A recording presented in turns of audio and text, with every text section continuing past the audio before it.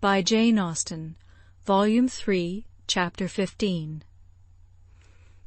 This letter must make its way to Emma's feelings. She was obliged, in spite of her previous determination to the contrary, to do it all the justice that Mrs. Weston foretold. As soon as she came to her own name, it was irresistible. Every line relating to herself was interesting, and almost every line agreeable. And when this charm ceased, the subject could still maintain itself by the natural return of her former regard for the writer, and the very strong attraction which any picture of love must have for her at that moment. She never stopped till she had gone through the whole, and though it was impossible not to feel that he had been wrong, yet he had been less wrong than she had supposed, and he had suffered, and was very sorry, and he was so grateful to Mrs. Weston, and so much in love with Miss Fairfax, and she was so happy herself, that there was no being severe, and could he have entered the room, she must have shaken hands with him as heartily as ever. She thought so well of the letter, that when Mr. Knightley came again, she desired him to read it. She was sure of Mrs. Weston's wishing it to be communicated, especially to one who, like Mr. Knightley, had seen so much to blame in his conduct. "I shall be very glad to look it over," said he, "but it seems long. I will take it home with me at night." But that would not do. Mr. Weston was to call in the evening, and she must return it by him.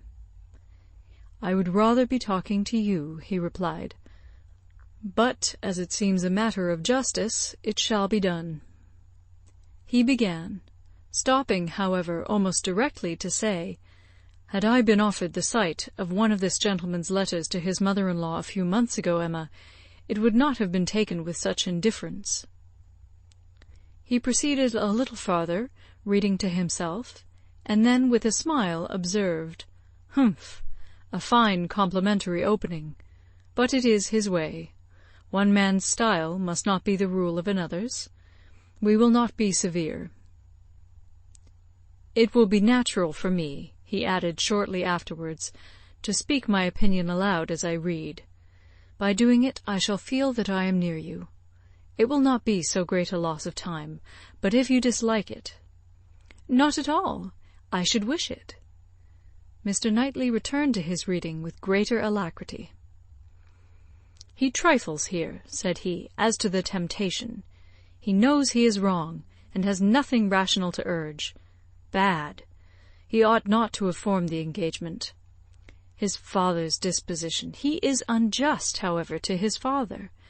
Mr. Weston's sanguine temper was a blessing on all his upright and honourable exertions, but Mr. Weston earned every present comfort before he endeavoured to gain it.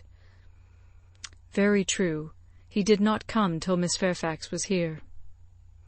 "And I have not forgotten," said Emma, "how sure you were that he might have come sooner if he would. You pass it over very handsomely, but you were perfectly right." "I was not quite impartial in my judgment, Emma. But yet, I think, had you not been in the case, I should still have distrusted him." When he came to Miss Woodhouse, he was obliged to read the whole of it aloud, all that related to her, with a smile, a look, a shake of the head, a word or two of assent or disapprobation, or merely of love, as the subject required, concluding, however, seriously, and after steady reflection, thus: "Very bad, though it might have been worse. Playing a most dangerous game. Too much indebted to the event for his acquittal. No judge of his own manners by you. Always deceived in fact by his own wishes, and regardless of little besides his own convenience. Fancying you to have fathomed his secret. Natural enough, his own mind full of intrigue, that he should suspect it in others.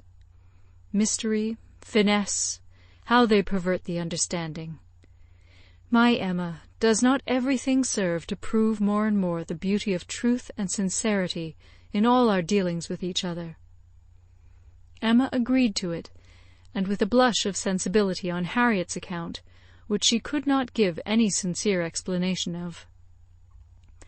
"You had better go on," said she. He did so, but very soon stopped again to say, "The pianoforte! Ah! That was the act of a very, very young man, one too young to consider whether the inconvenience of it might not very much exceed the pleasure. A boyish scheme indeed! I cannot comprehend a man's wishing to give a woman any proof of affection which he knows she would rather dispense with, and he did know that she would have prevented the instrument's coming if she could." After this he made some progress without any pause. Frank Churchill's confession of having behaved shamefully was the first thing to call for more than a word in passing. "I perfectly agree with you, sir," was then his remark. "You did behave very shamefully. You never wrote a truer line." And having gone through what immediately followed of the basis of their disagreement, and his persisting to act in direct opposition to Jane Fairfax's sense of right, he made a fuller pause to say, "This is very bad. He had induced her to place herself, for his sake, in a situation of extreme difficulty and uneasiness, and it should have been his first object to prevent her from suffering unnecessarily. She must have had much more to contend with in carrying on the correspondence than he could. He should have respected even unreasonable scruples, had there been such, but hers were all reasonable.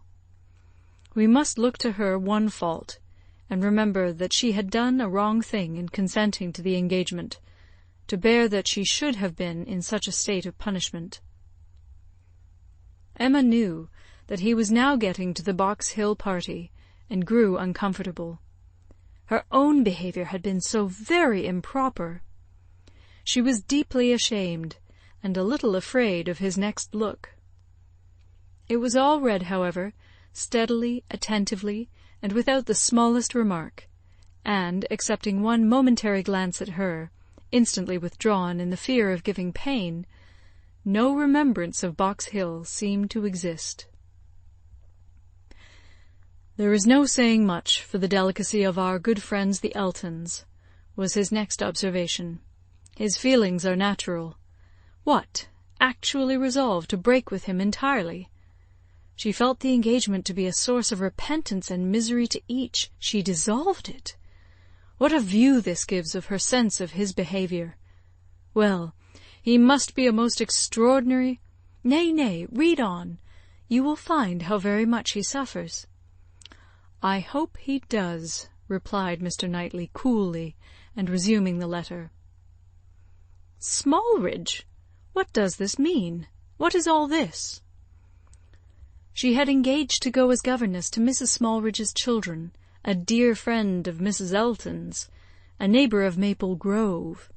And by the bye, I wonder how Mrs. Elton bears the disappointment. Say nothing, my dear Emma, while you oblige me to read, not even of Mrs. Elton. Only one page more. I shall soon have done. What a letter the man writes! I wish you would read it with a kinder spirit towards him. Well, there is feeling here. He does seem to have suffered in finding her ill. Certainly I can have no doubt of his being fond of her. Dearer, much dearer than ever.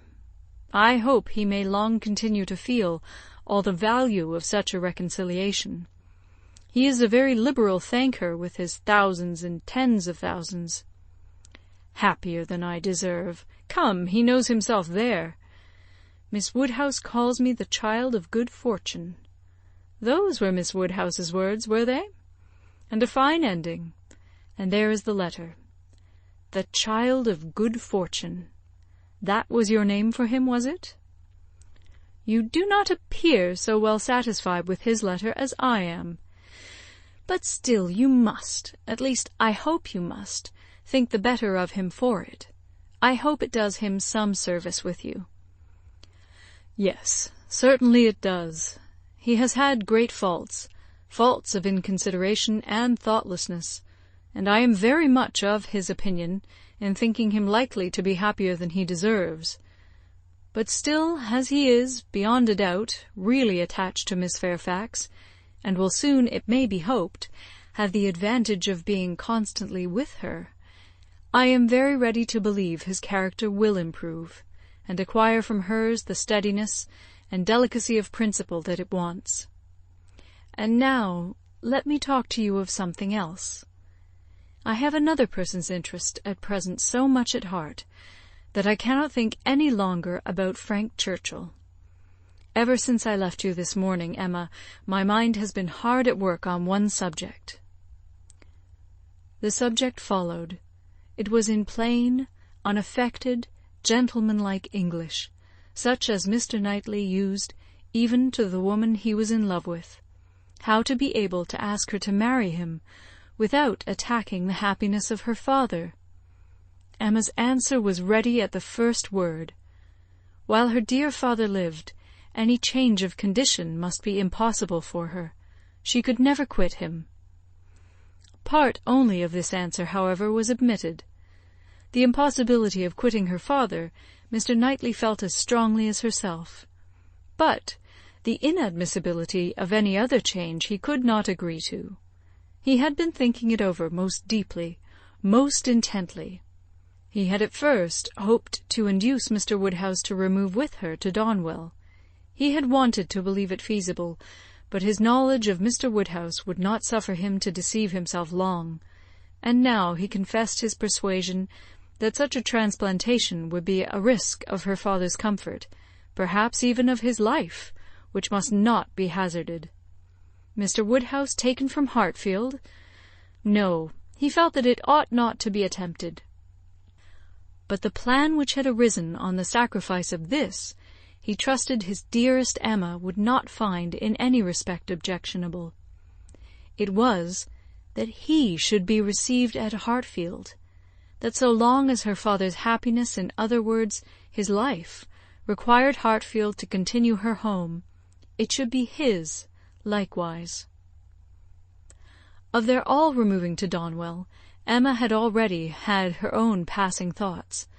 Like him, she had tried the scheme and rejected it, but such an alternative as this had not occurred to her.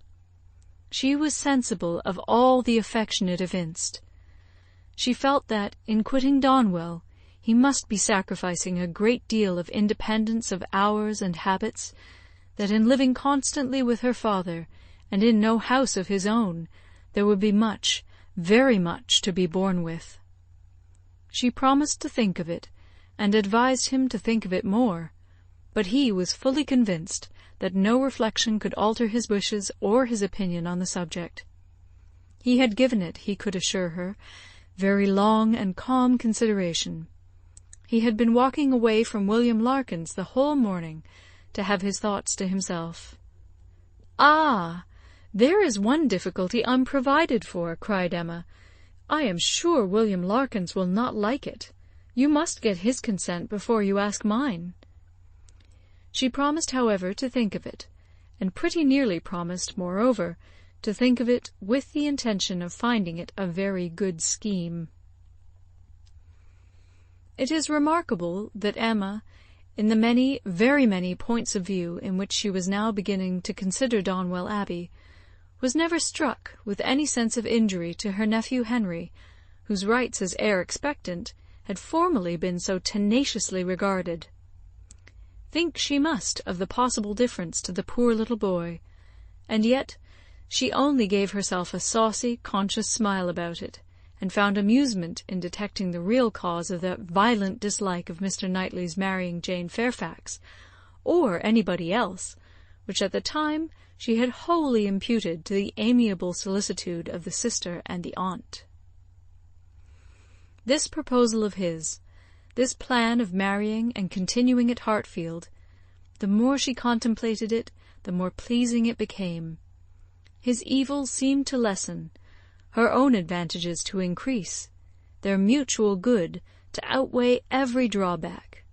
Such a companion for herself in the periods of anxiety and cheerlessness before her, such a partner in all those duties and cares to which time must be giving increase of melancholy. She would have been too happy but for poor Harriet, but every blessing of her own seemed to involve and advance the sufferings of her friend, who must now be even excluded from Hartfield. The delightful family party which Emma was securing for herself, poor Harriet must, in mere charitable caution, be kept at a distance from. She would be a loser in every way. Emma could not deplore her future absence as any deduction from her own enjoyment.